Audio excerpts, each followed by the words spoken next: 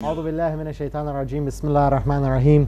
Respected viewers of Imam Hussein TV, I would like to greet you all with the warmest of Islamic greetings, and that is Assalamu alaikum wa rahmatullahi wa barakatuh.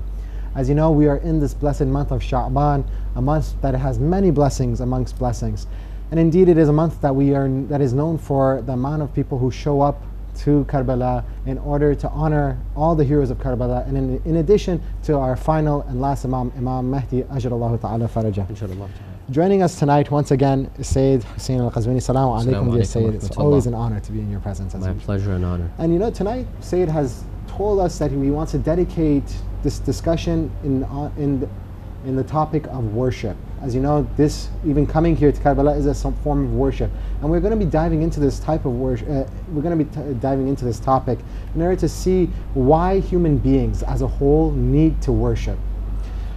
Before we begin, Sayyid, I would just like to kindly ask you to send our salams to our beloved third Imam Hussein and his loyal brother Al Abbas. Inshallah.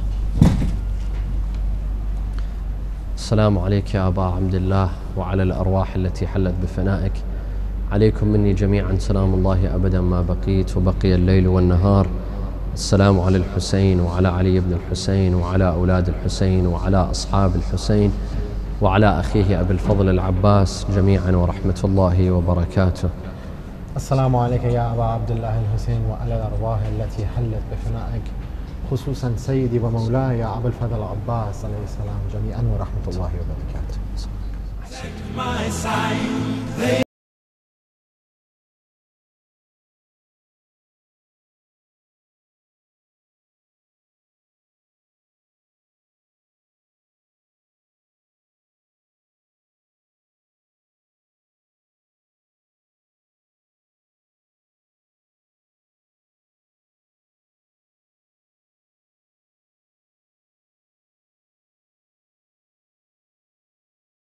To the show. As you know, tonight's topic will be on the subject of worship and the necessity it is for humankind.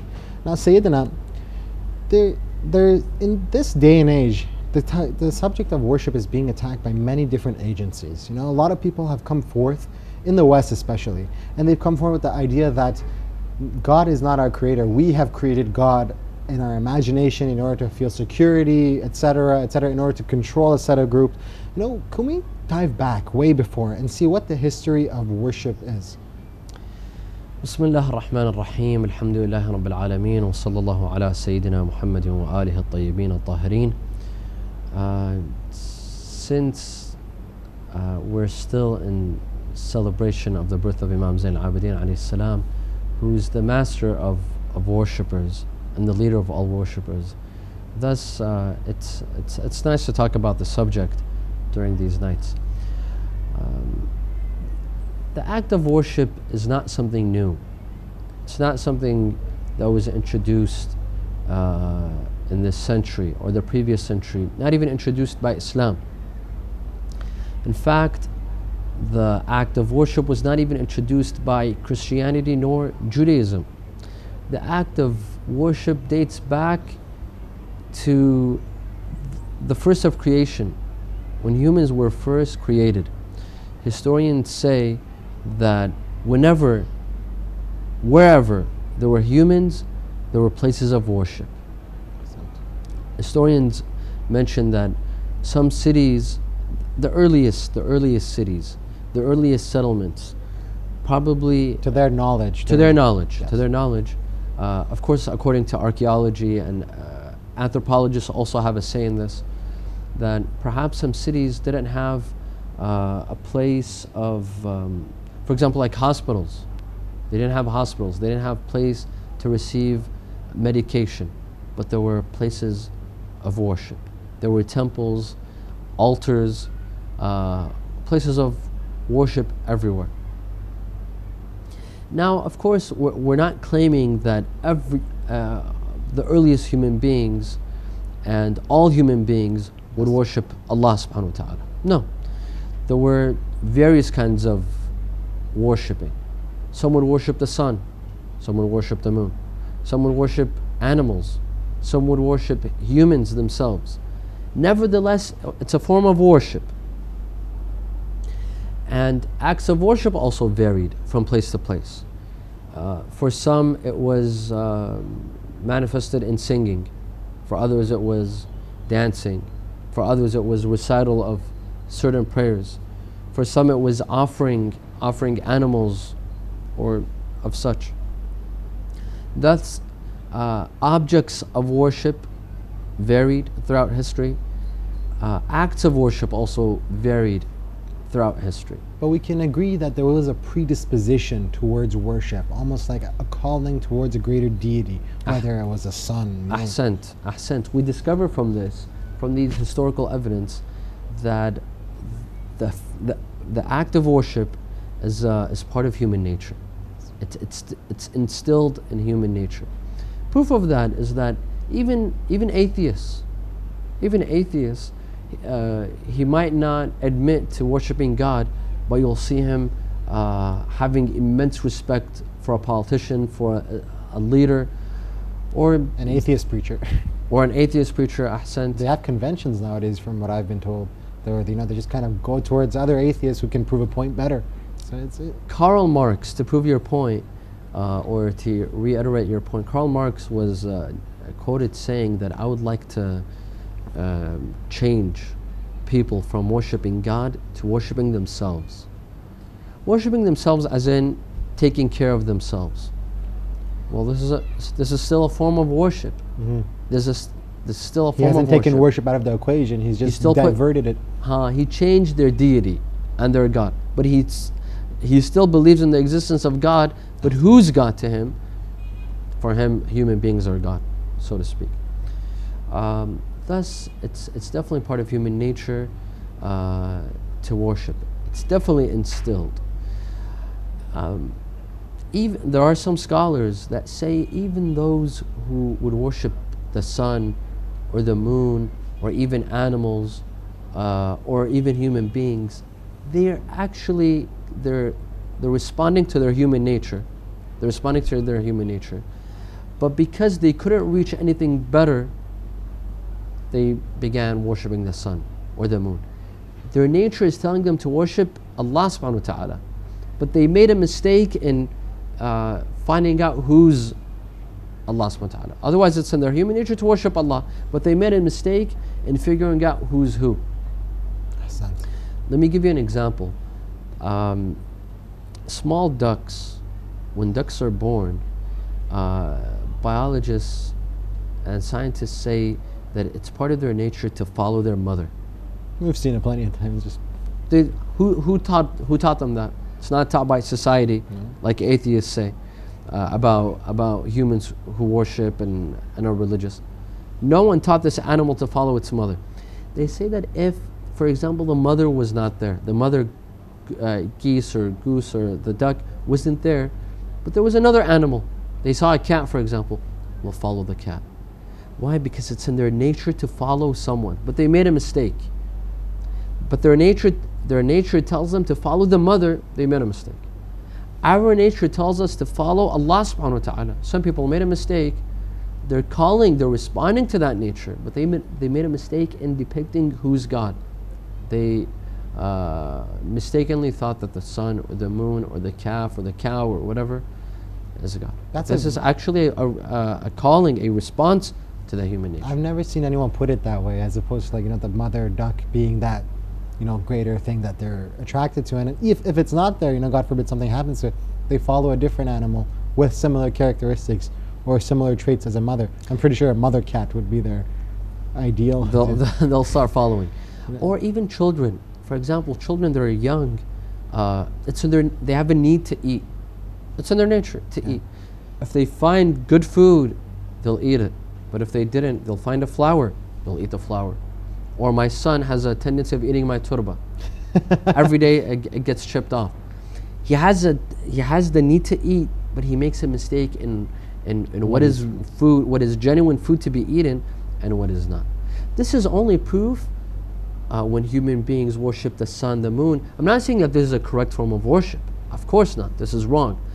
But my point is, it shows that they have the need to worship, and it's in their nature. It's in their nature to worship, but they made a mistake of whom to worship.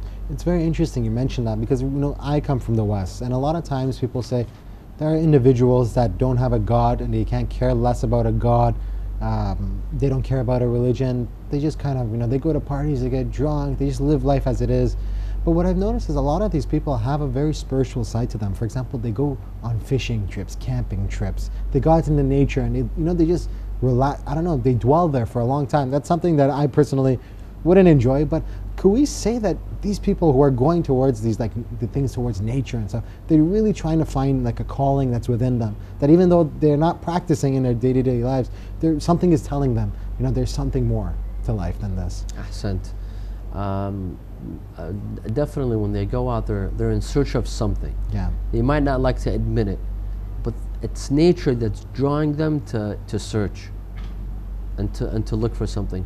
That's why we believe that even if someone is born in the jungle without having the effect of society, that person will in the future worship, or either worship Allah subhanahu wa ta'ala or worship something, because it's in his human nature. It's in his nature to worship something. Of course, if he could use his logic and come up with reasoning to worship Allah, he'll definitely worship Allah subhanahu wa ta'ala. Now, with regards to worship, in the Holy Quran, the book of guidance for all Muslims, we find that Allah subhanahu wa ta'ala specifically states, just openly, He says, "Did I not create you for anything else but to worship me?"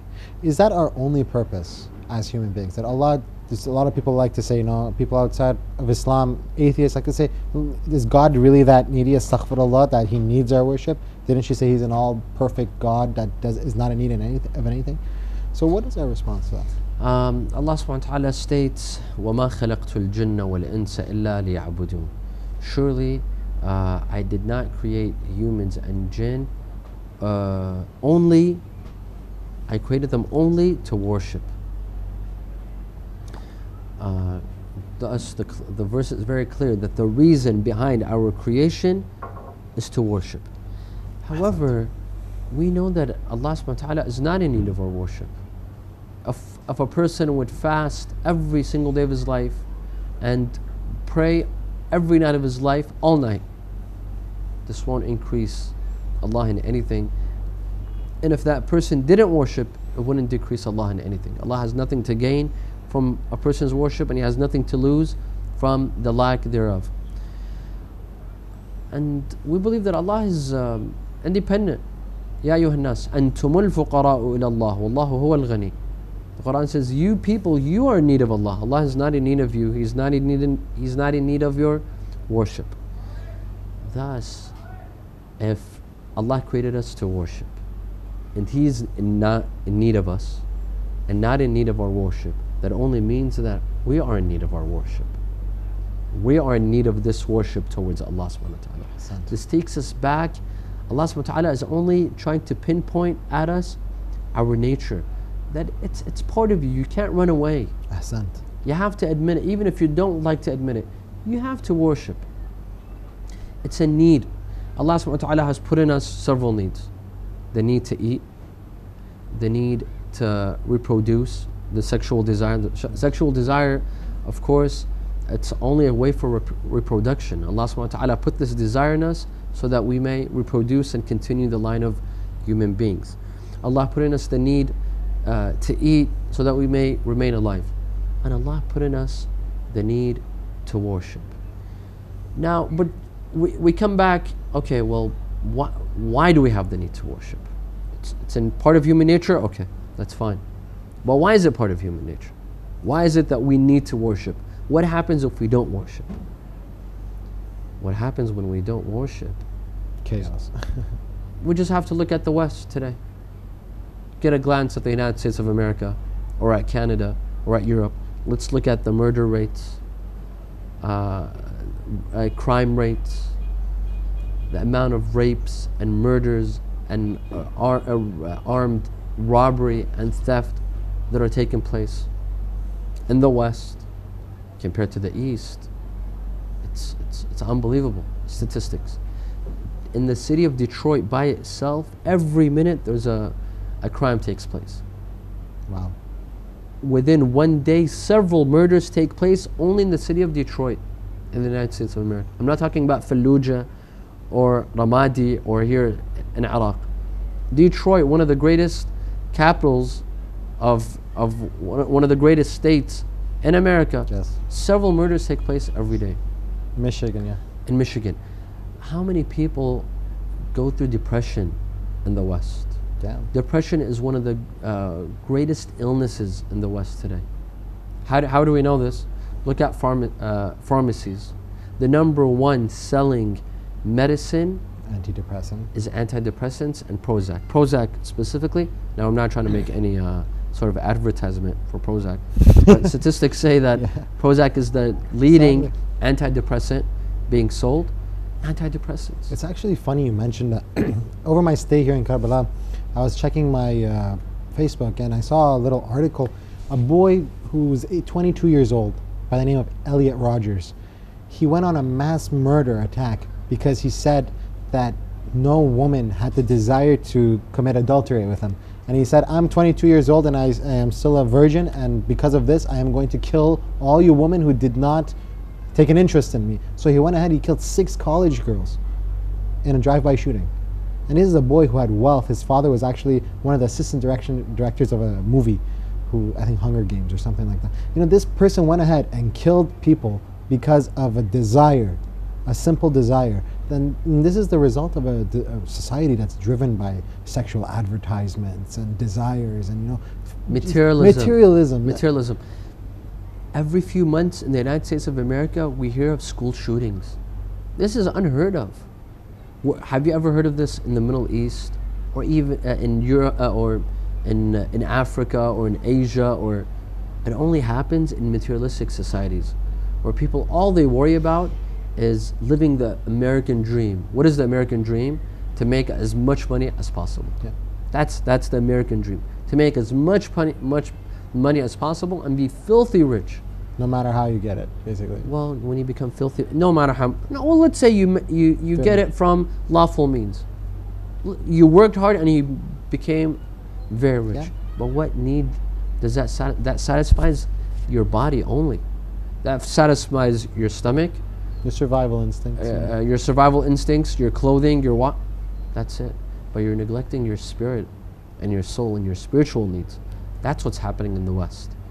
They're caring more for the materialistic needs, the bodily needs, and they're neglecting the spiritual needs. That's why you'll see every couple of months school shootings. Why? Because we're living in a materialistic society. Our children are being raised into thinking that this life is it. There's no life after that. There's nothing called God. There's nothing called worship. There's nothing called caring for other human beings. You only live once. That's the. You only live once. Live your life. And when you're raised with this philosophy, you only live once. That means if you're not happy, then you're doomed. You have to be happy. If you're not happy, commit suicide and take as many people as possible with you. This is very dangerous. You know, even in the UK, on the bus ads, do you know Richard Dawkins, the head of the evolution department and a very staunch atheist who's against many of the religions out there, if not all of them. There's a bus ad of him where he said, there's a picture of him and they quoted him saying, God does not exist, live your life without worry. And I am so devastated that they are willing to advertise this, because it's basically saying, do all your wrongs, do all your rights, it really won't matter at the end of the day. There's no God and there's no purpose, so do whatever you feel like. And I can only imagine, you know, imagine we didn't have laws, simple laws that we have in the West. I always pose this question to people. Imagine you don't have laws. How would your society be? And this is the basis of our foundations of our societies. You're saying just take it all out. So what do we judge each other by? Like what is the objective path that every human should live? That's very ironic, because if I were to read something like that, there's no God, then what was it? There's no God. There is no God. Live your life without worry. Live your life without worry. That's the whole thing. If there was no God, we would worry. We would worry. How would I trust my neighbor from killing me, from stealing? No God consciousness. No God he's not God fearing. The only reason why I'm not worried is because there's a God. We shouldn't be worried because Allah subhanahu wa ta'ala, and there's a God watching over us, and there's a God protecting us, and our neighbors and our family members and our friends and our wives and husbands, they're God fearing. I could sleep at night comfortably. Thus, let's come back to the concept of worship. When we worship, we remind ourselves that this life is not the end. There's another life. waiting for us, and that we have a Lord and will be held accountable, and we ask Him for His forgiveness, and that He records all of our actions. Worship keeps us in tune with the next life, and that this life is not it. It takes away, it reduces the materialism in our life. It keeps us balanced, and we human beings, we need that balance. Work for this life, make your living, live a nice life, you and your family members, but at the same time, وَلَا تَنْسَ نَصِيبَكَ مِنَ الدُّنْيا. Don't forget this life, that you have to worry about this life, and don't forget about the hereafter as well. Worshipping keeps us in tune with the hereafter and the akhirah as well. And that's why one of most Imams had this quality of being able to always see that higher purpose, that akhirah. They always had it in mind. And that's probably one of the reasons why they didn't sin, because they had knowledge of the unseen, basically. And that's something we lack. And that's, I believe in the Quran, Prophet Yusuf asked Allah, forgive me because I was ignorant. Please forgive me if I'm right. So this is a state of ignorance is also a state of being able to sin. Whereas the Imams who were granted with the knowledge, much more knowledge than us, were in that capability of not sinning, infallibility, because they had the knowledge of the unseen. Now, with that said, a lot of times, people who are religious, because religion is an organized form of worship, have been pointed at and said, your religion has stunted the growth of knowledge. Your religion stunted science. Your religion, is there a correlation between worship and knowledge? There is. Let's rephrase the question. Do you mean by the question, is there any contradiction between religion and knowledge, religion and science? Absolutely not. In fact, when we read the Quran, we see that the Quran is full of scientific facts. The Quran sees science as a way to religion. And many times the Quran says, look in the stars, look in yourselves, look at the plants. قُلْ سِيرُوا فِي الْأَرْضِ. Go travel, look around. In many points, the Quran wants us to discover and to seek knowledge. Why? Because the Quran sees, and Allah sees, that seeking knowledge and studying science is a path to Allah subhanahu wa ta'ala. الَّذِينَ يَتَفَكَّرُونَ فِي خَلْقِ السَّمَاوَاتِ وَالْأَرْضِ الَّذِينَ يَذْكُرُونَ اللَّهَ قِيَامًا وَقُعُودًا وَعَلَى جُنُوبِهِمْ وَيَتَفَكَّرُونَ فِي خَلْقِ السَّمَاوَاتِ وَالْأَرْضِ رَبَّنَا مَا خَلَقْتَ هَذَا بَاطِلًا. The Quran says those who remember Allah while standing, sitting, or lying down, and they think about وَيَتَفَكَّرُونَ فِي خَلْقِ السَّمَاوَاتِ وَالْأَرْضِ, and they think about the creation of the earth and the universe, and then they reach a conclusion, رَبَّنَا مَا خَلَقْتَ هَذَا بَاطِلًا. Oh Allah, you didn't create this, all of this, without a purpose. First, after this tells us that by studying the universe, thinking over the universe, this is science, they reach a conclusion that first of all, it couldn't come without a creator. It must have had a creator. Number two, this creator had a purpose as well. It wasn't created without purpose. Thus, we have many narrations by the Ahlulbayt that he who has more knowledge, his worship will be more meaningful. There's a big difference between the worship of someone ignorant, someone who has no knowledge, and someone who worships with knowledge. We have a hadith that says the worship of an alim, of a scholar, is equivalent to 70 years of a worship of a lay person, of a regular person. The ink of a scholar is worth more than the blood of a martyr. The ink of a scholar is worth the blood of a martyr. Why? Because when the scholar worships, he'll realize who he's worshipping. He'll realize why he's worshipping. He'll realize the importance of this worship. While someone who's ignorant, who doesn't really know Allah subhanahu wa ta'ala, he doesn't know about the creation of Allah, he doesn't know about the mercy of Allah, he doesn't know about the wrath of Allah, this person's worship is meaningless. Let me give an example. Of course, there's a big difference between worship of Allah and the example that I'm about to give. If two people walk in to the Oval Office in the White House, someone knows where he is and who he's about to meet, and someone else is blindfolded and he's taken into that room, and he's never seen the President of the United States of America. It's his first time. Yes.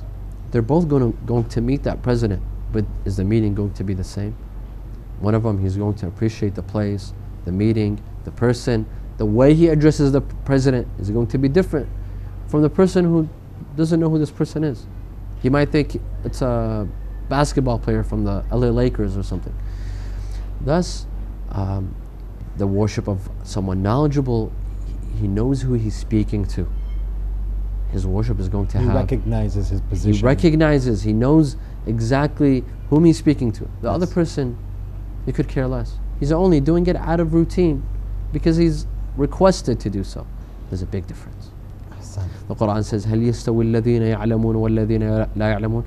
Are those who know equal to those who don't know? Of course they're not. Ahsan, that was a thrilling answer, really. It just explains a lot. And the analogy you used fit perfectly with the context as well, like going to the president's room and being able to recognize the difference. It makes a big difference between the worship of the scholar and the ignorant person who just worships for the sake of worshiping.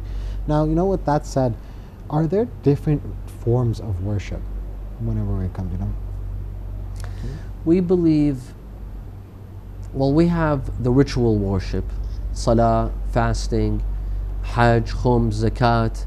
This is a ritual worship that everyone knows. But what most people don't know, that any act that we do can turn into worship. Even drinking, of course, drinking water. Yes. drinking water, eating, sleeping, even playing with our children can turn into worship. One of my teachers, may Allah prolong his life in Najaf, on Wednesdays, Wednesday is our last day of class. It's like Friday in the West. So the last 10 minutes of class, usually it's dedicated to akhlaq. This is something very beautiful. I like Wednesdays because of this, because he gives us an admonishment. He told us, listen, I'd like to teach you something that inshallah you'll never forget. Anything that you do, even if you're eating or praying, eating or drinking or playing with your children or even watching the news, dedicate it to Allah. Say, I do this for the sake of Allah. Say, I do this so that I may gain strength to serve Allah more. That will turn everything into worship.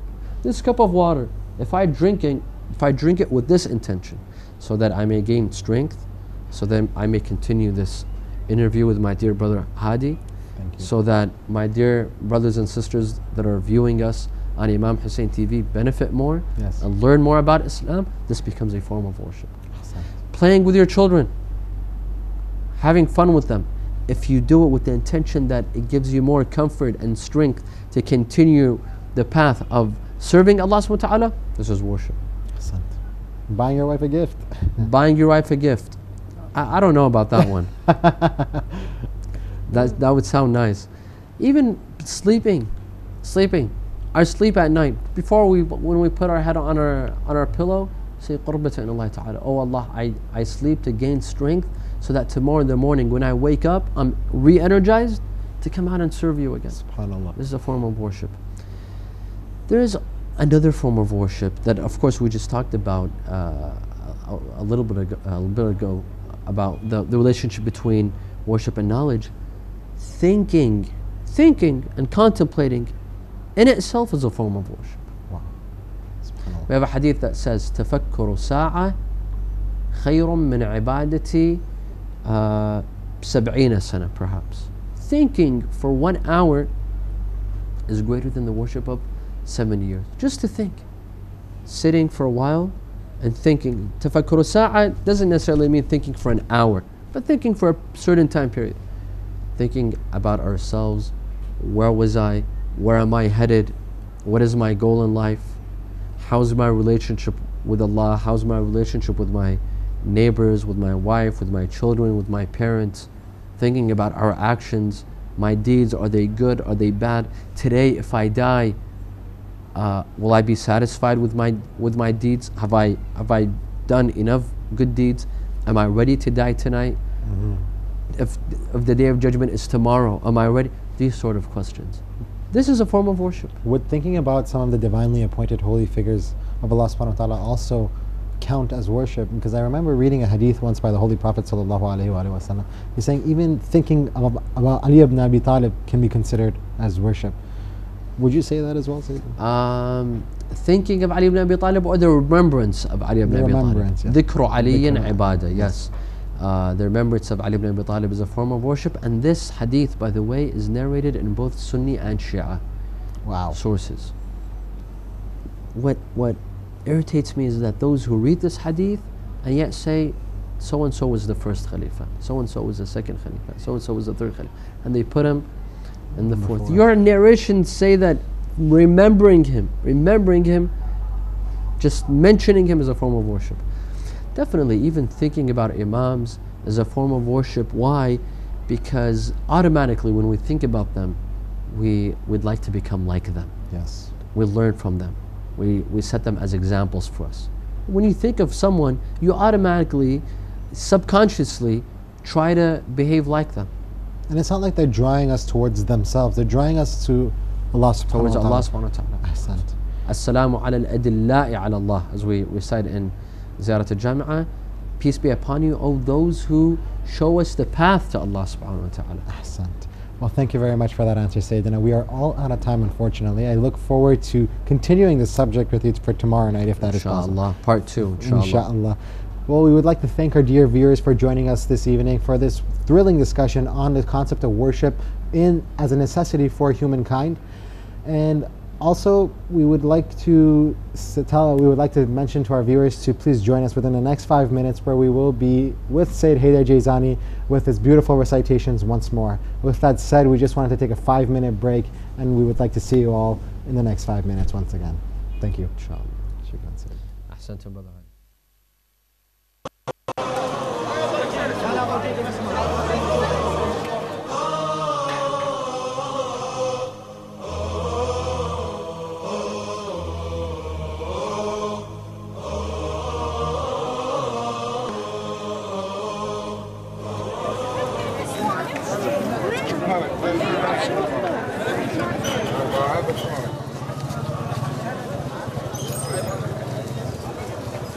Assalamu alaikum, respected viewers of Imam Hussein TV. My name is Haider al Jezani, the host of the live show at Imam Hussein TV.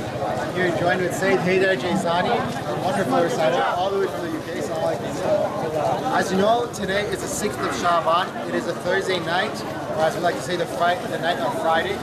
And as you can see, it's very crowded right now. Typically on Thursday nights, it's very crowded as it is, but because it is in the light of Sha'baniyah, and we are slowly approaching the birth date of Imam Mahdi Ajjallahu Ta'ala Farajah, we find that the crowd is overwhelmingly large, and we have mawqifs all around here. Now say, I've come here in Al-Bain plenty of times. How does this compare? It compares, the atmosphere is about the same, except it's a lot more people, but I know during closer to the 50th of Sha'aban, it gets more packed. I mean, you can see behind us, there's people giving out food. This is very similar to Al-Bain, and Al-Bain you will see mawaqifs all over the streets, and they're all giving out food and chanting, and so it gives that similar feeling to Al-Bain. SubhanAllah, we can truly see the giving spirit right now. That people are so willing to go out of their way, out of their day-to-day lives, cook this food and give it to the Zawar. MashaAllah. One of my friends was telling me that, these kind of moments is what, it's basically a taste of when Imam Mahdi Ajjallahu Ta'ala Farajah is going to come, where people will go out of their day-to-day lives and do something good for others. Very true, very true. I know in Al-Bain there was a time we used to take part in a mawqif as well every year. The people from inside Karbala, and we used to sit down from morning, break down the meat, and because we used to give out kebab. Every day. It was just kebab sandwiches. We used to give out 14,000 kebab sandwiches per day. Yeah, and we used to be there from about 4 p.m. We'll open up the marquee all the way till about 1 a.m. So we used to give out the kebab to the Zuwar, but except in Al-Bain it's really packed. Like the crowds will literally move in waves. This is what's going to be like in Sha'aban. 15 Sha'aban, a lot of people told me similar to Al-Bain on that day. So there you have it, viewers. We are here in a crowd right next to a mosque. People are getting their food, and we are expecting numbers to increase within the next few days. Join us again next time where we will be giving guys updates on what's going on right here in Karbala. Thank you.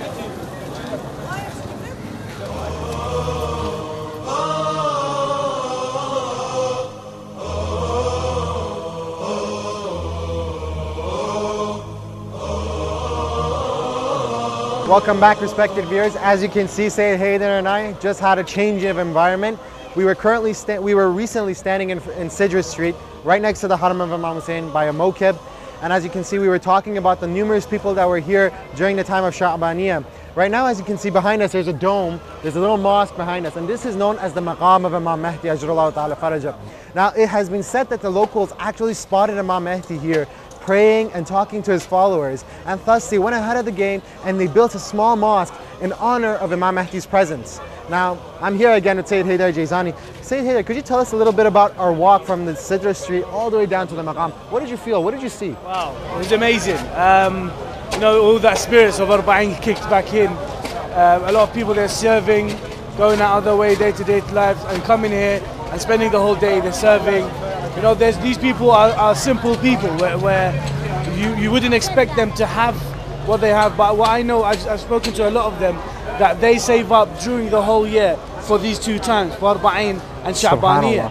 So yeah, these people are simple people. I mean, in the West, you don't see people giving out food for free. Or especially to strangers, yeah. Exactly, especially to strangers for a good cause. But subhanAllah, I mean, a poor person can walk through the street and receive a full 3-course meal. From starters, lunch and dessert. So, you know, people giving out water, drinks, tea, coffee, you name it, they're giving it out inside there. I mean, it's not only this street, it's just one of the streets that where we walk through where they're serving. Actually, a lot of places in Karbala right now, towards the more 15th of Sha'aban, they'll be giving out more food. And alhamdulillah. You know, you mentioned something very beautiful, that we won't find this kind of environment in the West. And indeed, I truly believe in what he's saying, because if you look around, you'll find poor people, you'll find rich people, you'll find middle class people, and they all have a smile on their face. That despite there's all this chaos and crowdedness, there's people who are happy, and I highly doubt anybody leaves Karbala today as an upset person.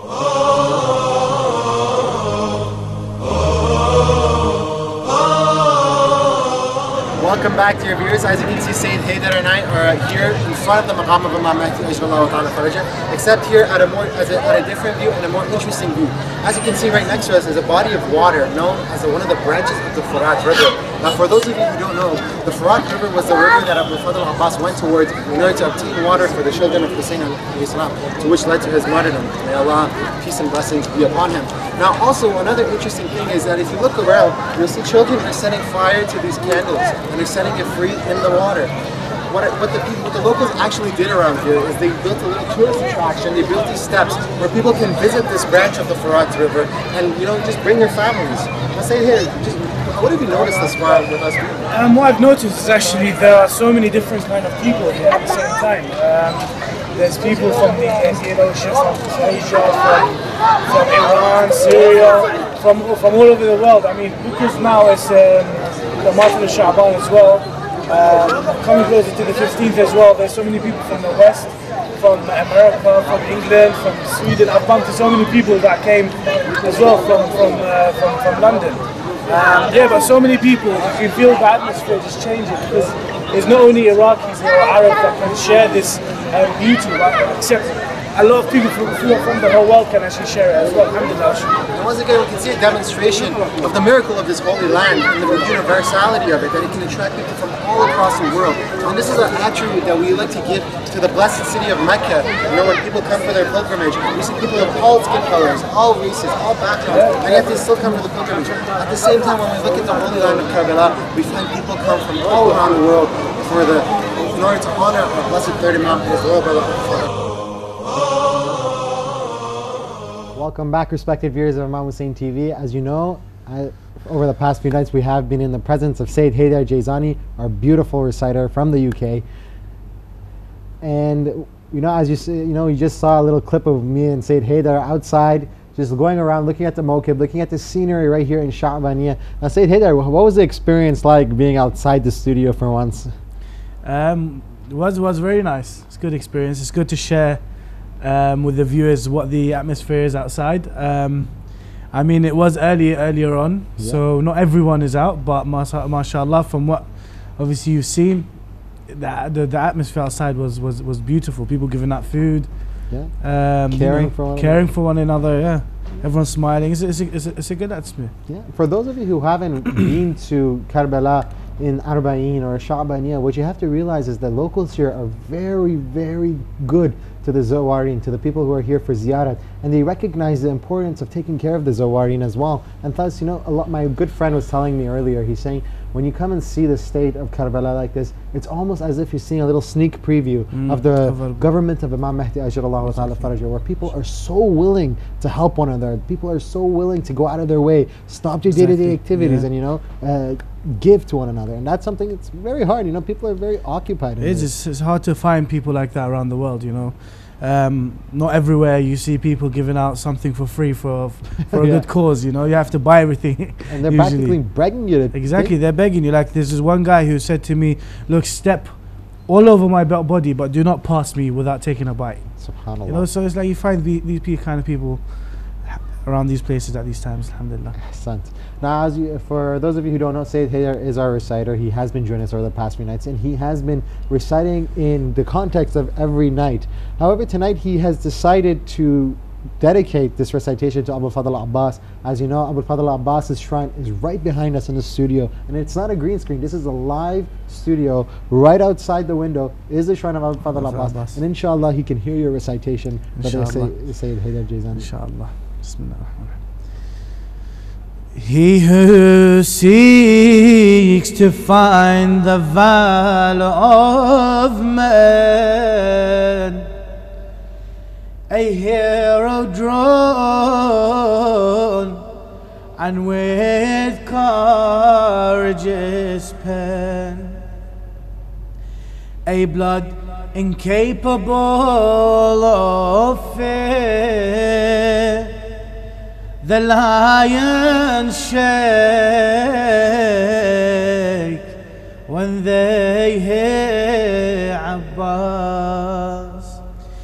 He who sees king's heart beat with just a frown, his glare broke through both armor and through ground.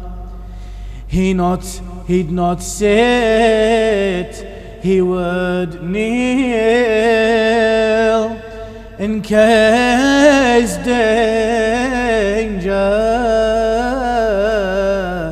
he'd feel. Who raised him this unshakable mountain, which milk made him admired by all lions. Angels adored his smile, beauties embarrassed while walking is the moon of Hashim. Assalamu alaikum. Fadl Abbas, when we look at his character, we see he's probably one of the most luckiest human beings to set forth his foot on this earth. But he was able to learn courage and majesticness from his father, Imam Ali alayhi salam. He was able to learn patience from his brother Imam Hassan alayhi salam, his half brother Imam Hassan alayhi salam, and he was able to learn sacrifice for Imam Hussein alayhi salam, where he made the ultimate sacrifice for his brother when he went to go get the children water on the battlefield of Karbala. So I think this poetry really exemplifies his character. I mean, this poetry was supposed to just highlight his strength, highlight his abilities, because as we all know, Abul Fadl Abbas didn't ask permission to go fight that day in the battlefield. He only asked permission to go bring water. And he was known to take out a lot of them. A lot of them on the way just to get water. So imagine if he actually went in with intention to fight, what would happen? Yeah, too bad for them. Too bad for them. Yeah. Yeah, they didn't get the full thing. Well, with that said, could you tell us any stories of you going to the shrine of Abul Fadl Abbas and you visiting him? What feeling does he give you? Sometimes it takes a person quite with me, because I have a special connection with Abul Fadl Abbas, it takes a person quite some time to feel they're ready enough to come and visit Abul Fadl Abbas. You know, as soon as you go inside, the feelings is there's so many different emotions. You're happy to be back, and alhamdulillah, shukr, is beautiful. As soon as you go inside, you see his gold shrine, everyone there, they're asking their hajat, because Abul Fadl Abbas is the person you ask your hajat from. And you know, just seeing everyone crying, hearing the ziyarah for Abul Fadl Abbas, it just brings you so much emotions. And when I got back, you know, I can't explain what the emotions were going through. As soon as I touched the Darih, and you know, as soon as I came into the Sahan of Abul Fadl Abbas, it was amazing. It was amazing. I mean, it's each Imam, each shrine has their unique touch to a person. So alhamdulillah, shukr.